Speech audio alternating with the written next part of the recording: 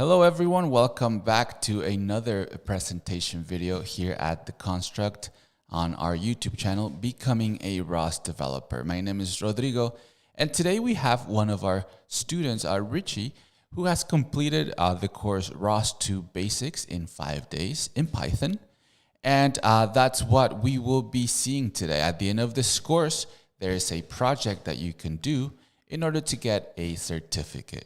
And this project is actually implemented on a real robot. So that's what we will be seeing today. So hello, Richie. How are you?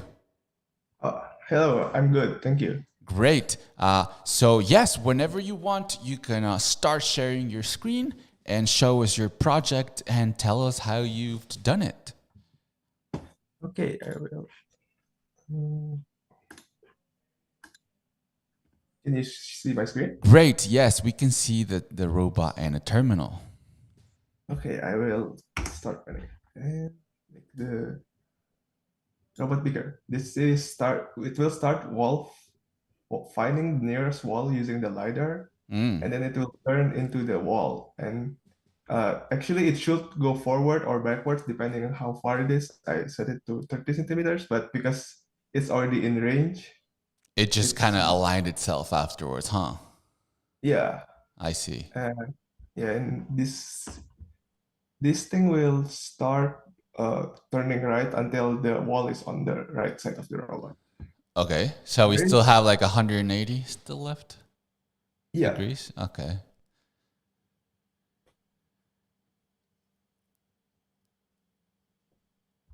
All right. Wait, I think wait, something is wrong. Let me fix it. Don't worry, don't worry. These things I mean, happen. I know some problems that I will discuss Yes. later in the presentation, like what I found out. Wait, Oh, looks like there might be. Huh. yeah, it was working before this. Yeah, The joystick isn't working. the joystick should work. Let's see if you can do something. Could you do a ROS2 topic echo of scan just to make sure we are getting data from the robot? Oh, yeah, it is. Oh, okay. So how about this? Yeah, it makes no sense because let's try running it again. And if we run into some issues, we'll disconnect from the robot and connect again, yeah? Yeah. Don't worry, this is part of the appeal. You know, this is live on a real robot. Yeah. So these things can happen.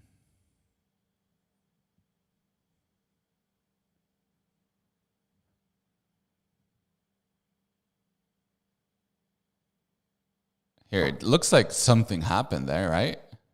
Yeah. Okay. Yeah. Oh, there we go. There we go.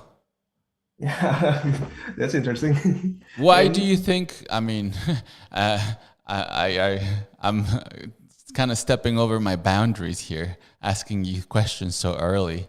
But do you have an idea why maybe that was happening? So one of my leading theory was like because I have a graph later, like for the robot, like the center of rotation of the robot is not the same with the center of the LiDAR. So Ah, I think yes, when I it's see. turning, yeah, the the closest spot keeps moving around. So Oh, I it see. found it. I think that's one of the problem. I see. And we'll also mention that that was very strange that the joystick didn't make the robot move, but your program does. So maybe Yeah. we can give you a little slack with that malfunction there. But so now right now it's probably halfway there, right? Is there any Yeah. information? I see some information on the terminal. What is that? Oh, it's just logging the distance that I'm traveling it. What? Yeah. Like And it's taking the point from before and the now and it keeps getting the distance of 2 points, right? Like square root of x2 minus x1. Right, Plus, right, right. And is yeah, this and message, just curious, is this like a logger message only, or is this like the actual feedback of an action? it's the feedback. Great. Awesome. Great, great, great. Yeah, and I think because my wall following is pretty simple, I increase the starting point and the point now to Uh-huh. like 20 centimeters. Yeah, see, it should be right here because Yeah, that's fine. yeah, The lap completion is just a suggestion, so I realize that the 5 centimeters might be a little too tight. So yeah. yes, great. So it finished the lap and it stopped. Awesome. And what is that on the terminal? Oh, this is like all the points that it records, like here, here, here, like all the points. Awesome, awesome. And one more question, sorry, before you start explaining. I noticed that the node, right? So you just, the output is just the result, but there's no Oh like, yeah. so that means the nodes are still running, correct? Yeah, I need to kill it No, you don't need to. to. I just thought that's cool, Oh, you know? yeah. Because you can kill the nodes, or you probably told it to stop, right, with the velocity. Yeah, I just turn all the velocity to zero once Right, right, right. And it reaches spot. And at this point, Richie, could you somehow run everything again without having to Control C up and enter this? Oh, that's a good question. I never tried that. Yeah, that's why I was talking about it, because maybe you're able to if you call the service or something.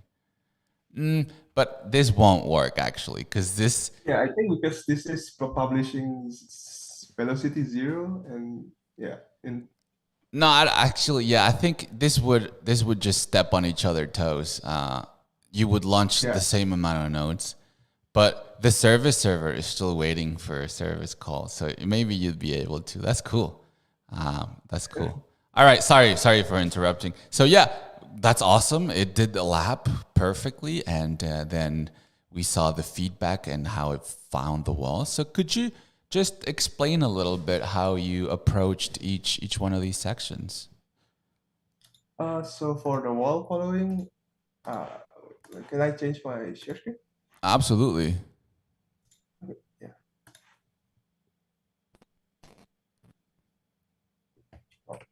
All right, we see a presentation now. Yeah, this is ROS2 Basic in 5 Days presentation by me.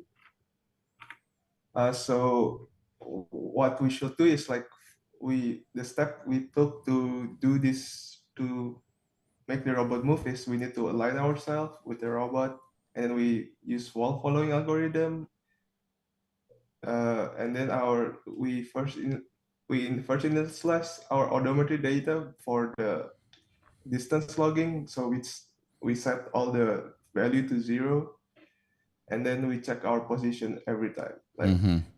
and for this, there's 30 loops. Then we start the program to we will stop if we are on our position zero, because if we start it immediately, it will just move a little bit and then it stops everything. Oh, I So see. we need to make it take some time. This value 30 is just some random value, because if it's too small, the robot haven't moved a lot, so it will just stop. But if it's too much, you will never check this, and you might loop around like 1 or 2 times before. So Before you catch it, okay. yeah, before you catch it, we restart the program.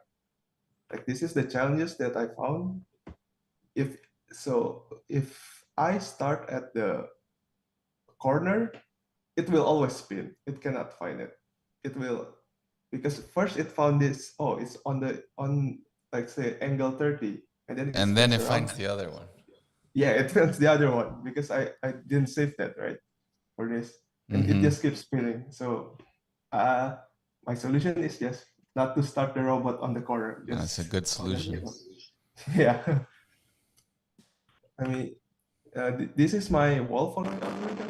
This is why I use why I increase it to 30 centimeter, not 5, because this is so simple, and my wall finding algorithm at the start, this align it in 30 centimeters through the wall, and this thing gets the wall really close, Hmm. like 25, 30. Like this is just if the laser on the right is less than, but more than, less than 20 centimeters, but less than 30, it will just go straight. And but this top part, if it's too close, it will just turn without moving. Hmm. Yeah. And yeah, this bottom part is just if it's too far, it's gonna go to the right. If it's too close, it's gonna go to the left a little bit. But the robot, the motor here, the ROS, it's pretty good. That's why it goes straight perfectly. So I think these two bottom part rarely be called. Right. Right. So they Yeah, never go into that scenario. yeah. I think just a few times because the robot goes perfectly straight. Hmm. But if you try using a cheap motor, I have made a robot before, and it never goes straight. Huh. It Do you goes mean with a PWM signal or something like that? yeah. The I motor, even a simple calibrated, motor. but yeah, but I calibrated it never works. So I think yeah, Uh, yeah, that's why these you learn motors automatic stuff. they have encoders, and so they're Yeah. they're good motors. They're from Robotics. Shout out. But anyways, continue, please. Mhm. Yeah, I mean this is the challenges I face, and this for the odometry data, my my method is I just take the first data after the wall following starts, and then after I log the data in a list, and after the list length is like 30, like before, then I start checking the list every time, the appended value. And if the appended value matches with the list index 0, or in range of 30 centimeters, I will stop the robot. I will raise a flag to the main program, and then it will stop program. So you publish a zero velocity in the action server or in the main program? No, in the main. Okay, after you receive the result. Yeah. Okay, awesome. Great. Yeah, I think that's Is that it. everything? Yeah. All right. Well, awesome. Great. Congratulations. Richie, do you mind stopping sharing your screen Yeah. All right. so we can see you instead? Great. Awesome. Congratulations. I got a couple questions for you. Yeah. But So I really liked how you did the project. You know, you understood the assignment, which was, you know, make this thing go around the world once. You know, yeah. I like how you mentioned that you ran into some challenges, and like the one in the corner. How do you solve that? Don't start it there. You know, another one that I hear a lot, and this is correct because we never tell you, you know, it has to start everywhere. It has to be able to start everywhere. We don't require that. But another one that people do is, for example, starting near an obstacle, which is my first question. What happens if you start near an obstacle with your program? Oh, it just spins around the obstacle. Yeah. It would just, I've run into that. Like it will get confused. right. So it will try to go to the obstacle. Yeah, and I think because it's too small, it never stops. That when it's going to linear to move it, it just crash into the obstacle. Right. Because it's hard to, it's actually very tiny. So I bet it's not, you're not Yeah. looking at the index. So that's probably what happens. But yeah, I like how you did straight to the point, you know, and simple solutions that, you know, help you accomplish your goals. So congratulations, Richie. I think I got a couple of comments that I thought were interesting, and they made me think of a question to ask you. So I already talked about it a little bit. I noticed that your notes didn't die oh yeah. after you're completed, which is actually, in my opinion, for these kind of situations, better. It might be wrong. I might be wrong, but I think it's better because then you can reuse it and just leave it running, and it's not going to consume too many resources at this point. So my question is, let's say we let it go around the world once and it stops, right? And what would happen if you? I'm sorry. So, how could you make it find the wall again without launching the ROS launch? Without, there's something you can do that you can just literally find the wall once that happens again, and then it would line up, and then that's it. I think we use ROS to service call and call the wall. Yes, because that service server is still running, right? And you can call it from the terminal in the same way you called it. Well, not in the same way, but you get the idea. In the same manner that you called it from your program. So, of course, when it returns, it's not going to be like once you get the result, start while following. That would actually be the only part you couldn't replicate because you don't have like an action or a service. But you could also start, for example, at that point, start the odometry recorder. And let's say, maybe I want to see how far that obstacle is from me. And you just call the action server and move with the joystick, and you would get the distance. So I think that's why it's better, because it helps you understand a little bit of what you can do with these things, with the service server, with the action server. So that was my question. And let me think of something else that I saw that I could ask you about. No, that's it. Other than that, it was very clear, very, very straightforward. And yes. I was a little confused about what you said about the while loop, that it should go 30 times before you do something, and I didn't catch quite what you were saying there. Could you re-explain it, please? So the action is called right, like, but if you start the program where it checks your current position with the previous position, like the start position. Yeah. But if you just let's say you move 2 steps, and this is still pretty close, and if you run the program where it stops if it's close enough, this is pretty useless. So you need to make it move. You need to get it out of the way, so once it returns, it completes the condition. Okay, yes, I understand perfectly now. So you had to let it run a while before you. Okay, and how you did it is you just did a while loop 30 times, and then it accomplished it. Okay. Now that you mention it, I think the better solution is to check how much distance have we traveled. If it's more than a few meters, maybe 1 meter. That could be something. There's not a better or worse way. Another way you could do. I'll tell you, a bad way for sure is like doing a timer of 5 seconds of your entire program, and then like restarting because it's like closing your eyes. So definitely that is probably the worst way. But maybe by duration, by odometry. Even you could do like scan. You could do tons of ways. But okay, I understand how you did it, and yeah, it works. So for these applications, it's fine. That's it, Richie. Other than that, I have no questions for you. That I just want to congratulate you again, and very nicely done.